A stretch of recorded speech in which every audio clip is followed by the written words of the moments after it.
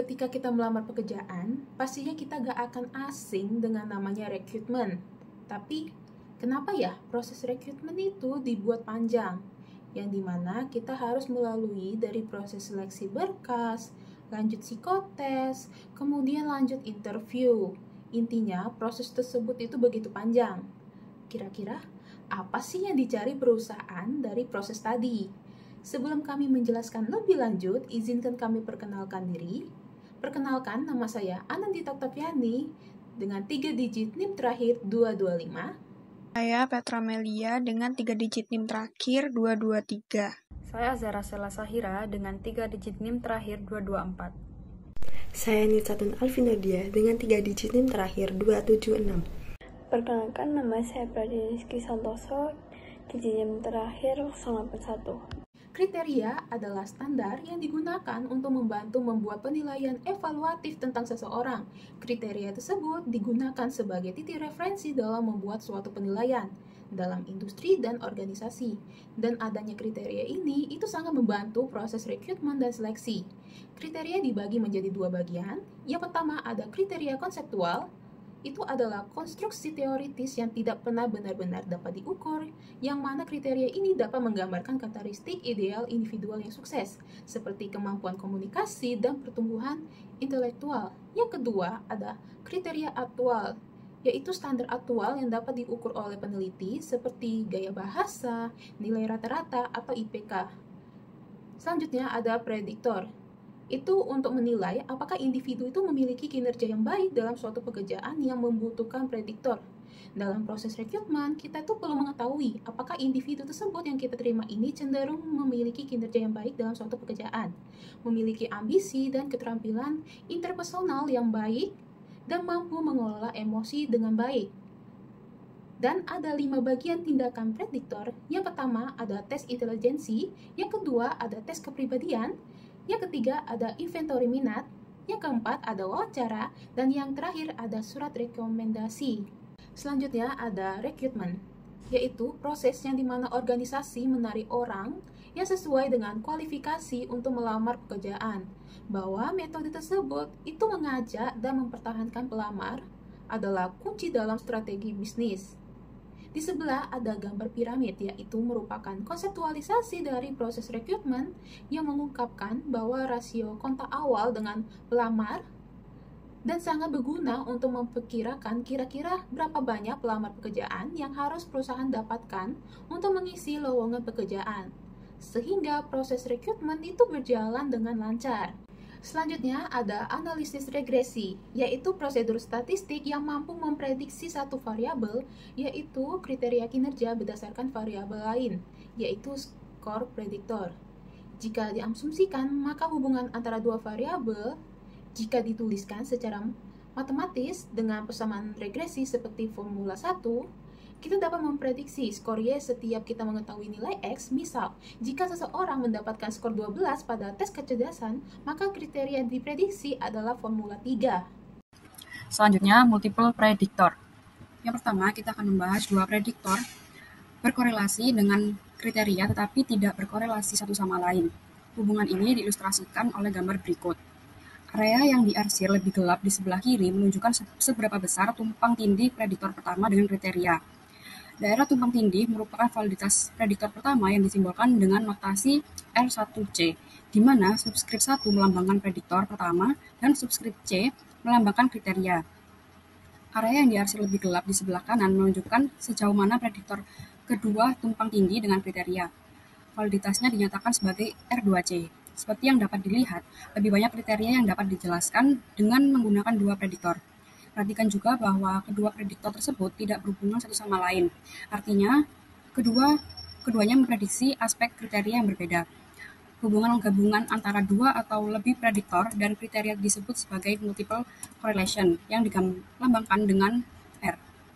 Jika R dikuadratkan, nilai R2 kuadrat yang dihasilkan mewakili jumlah total varian dalam kriteria yang dapat dijelaskan oleh 2 atau lebih prediktor. Jika prediktor 1 dan 2 tidak berkorelasi satu sama lain, kuadrat korelasi berganda R2 kuadrat sama dengan jumlah koefisien validitas individu yang dikuadratkan. Namun dalam sebagian besar kasus, jarang terjadi dua prediktor yang berkaitan dengan kriteria yang sama tidak berhubungan satu sama lain. Biasanya ketiga variabel mempunyai beberapa perbedaan satu sama lain. Artinya interkorelasi antara kedua prediktor R12 tidak nol, di mana masing-masing prediktor berkorelasi secara substansial dengan kriteria R1C dan R2C, dan kedua prediktor juga saling tumpang tindih. Umumnya, disarankan untuk mencari prediktor yang terkait dengan kriteria namun tidak berkorelasi satu sama lain. Namun dalam praktiknya, sulit untuk menemukan beberapa variabel yang secara statistik berhubungan dengan variabel lain atau kriteria. Namun pada saat yang sama, secara statistik tidak berhubungan satu sama lain. Biasanya variabel-variabel yang bersifat prediktif terhadap suatu kriteria juga bersifat prediktif satu sama lain. Selanjutnya, multiple regression analysis. Multiple regression adalah teknik statistik yang digunakan untuk memprediksi suatu hasil kriteria berdasarkan lebih dari satu prediktor, faktor, atau tes. Jika regresi sederhana hanya memakai satu prediktor, maka regresi berganda memakai dua atau lebih prediktor untuk menghasilkan prediksi yang lebih akurat. Regresi berganda tidak terbatas hanya pada dua prediktor. Prediktor dapat ditambahkan ke persamaan regresi hingga tidak lagi meningkatkan prediksi kriteria. Persamaan regresi ke prediktor hanyalah perpanjangan dari persamaan regresi ke prediktor dan semua istilah diinterpretasikan seperti sebelumnya. Selanjutnya, validity generalisasi. Validity generalisasi adalah konsep bahwa validitas suatu prediktor dapat menyebar atau berlaku pada pekerjaan atau konteks lain di luar situasi di mana prediktor tersebut pertama kali divalidasi.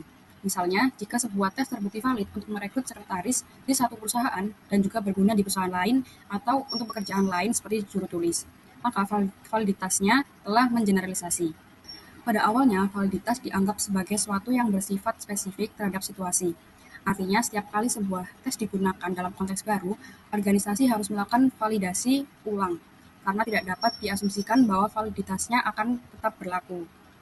Smith dan Hunter menyatakan bahwa masalah ini terjadi karena banyak studi menggunakan sampel kecil yang tidak stabil. Jika digunakan sampel besar atau meta-analisis, hasilnya bisa digeneralisasi. Dengan cara ini, hasil validasi dapat digeneralisasi ke berbagai konteks pekerjaan dan organisasi. Salah satu contoh prediktor yang validitasnya dapat digeneralisasi adalah tes kemampuan kognitif atau inteligensi, terutama dalam hal pemrosesan informasi. Meta-analisis menunjukkan bahwa tes ini valid untuk berbagai jenis pekerjaan. Namun, seperti dicatat oleh Guion 1998, tidak semua tes kognitif memiliki tingkat validitas yang sama di setiap situasi. Validity generalisasi sangat bermanfaat karena memungkinkan organisasi menggunakan hasil penelitian yang sudah ada, tanpa harus melakukan validasi lokal. Hal ini menghemat waktu, biaya, dan tenaga dalam proses seleksi. Marvin menyimpulkan bahwa organisasi tidak perlu menciptakan ulang roda setiap kali membangun sistem seleksi baru. Mereka bisa menggunakan literatur yang tersedia untuk memperkirakan efektivitas suatu tes seleksi.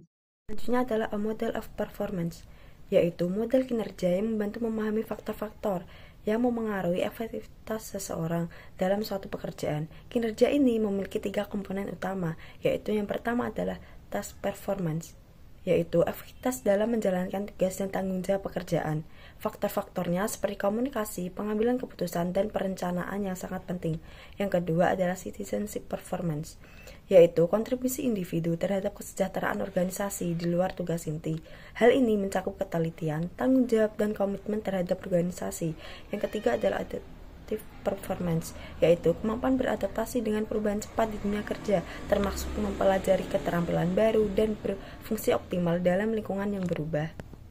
Selanjutnya adalah personal selection atau seleksi personalia, yaitu proses memilih individu yang paling cocok untuk suatu posisi berdasarkan kriteria tertentu. Metode seleksi ini meliputi yang pertama yaitu tes kognitif, artinya mengukur kemampuan berpikir dan pemecahan masalah. Yang kedua adalah inventory kepribadian, yaitu mengevaluasi karakteristik psikologis yang relevan dengan pekerjaan. Selanjutnya adalah assessment center, yaitu menggunakan simulasi kerja untuk menilai kompetensi. Selanjutnya yaitu wawancara terstruktur atau pendekatan berbasis bukti untuk mengevaluasi kandidat secara objektif. Faktor utama dalam menentukan kualitas karyawan yang dipilih meliputi validitas prediktor dan selection ratio.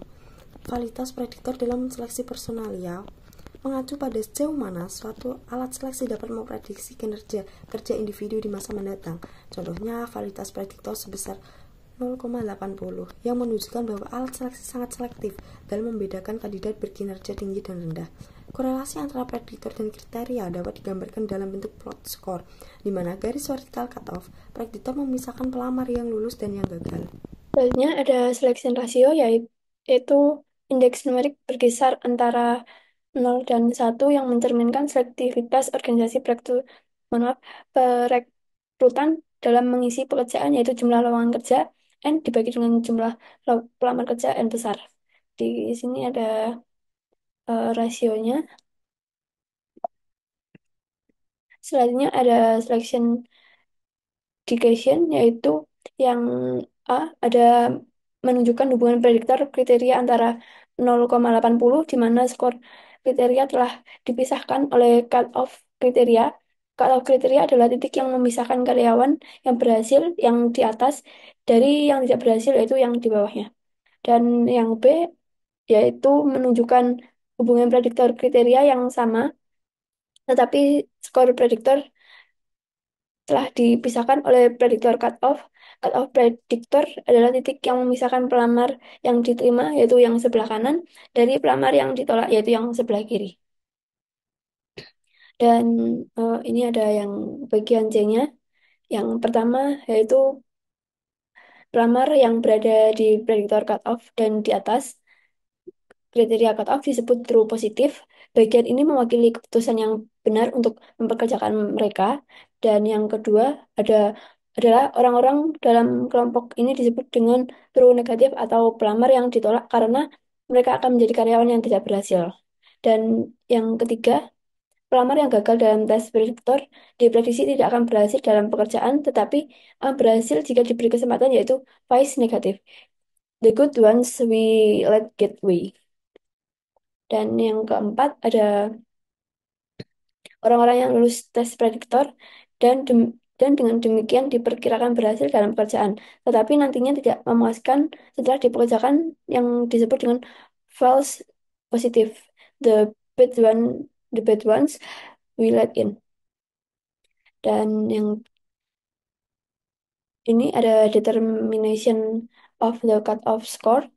Cut-off score harus dibuat dengan, maaf, dalam Casio Alexander dan Barrett pada tahun 1988, cut-off score harus dibuat dengan masuk akal dan konsisten dengan ekspektasi terhadap potensi kemahiran bekerja di tempat kerjanya. Ziggy pada tahun 2001 berpendapat jika terdapat dua tipe error dalam klasifikasi pembuatan cut-off score. Yang pertama, apabila cut score dibuat relatif tinggi, seseorang yang seharusnya lulus akan gagal. Dan yang kedua, apabila cut score dibuat relatif rendah, seseorang yang seharusnya gagal akan lulus. Maka dari itu sangat penting untuk mengetahui dalam menaikkan dan menurunkan cut score untuk mengurangi salah satu error secara otomatis yang akan menimbulkan tipe error lainnya.